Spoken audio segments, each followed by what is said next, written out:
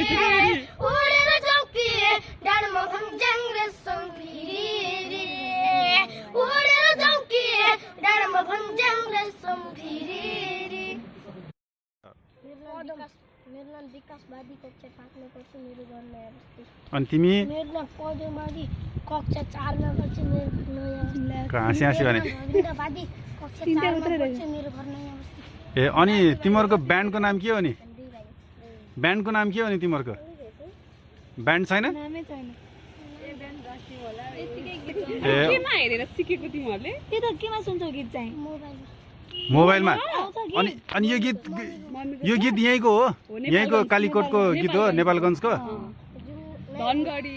ए के खाएको बाबु तिमीले त्यो?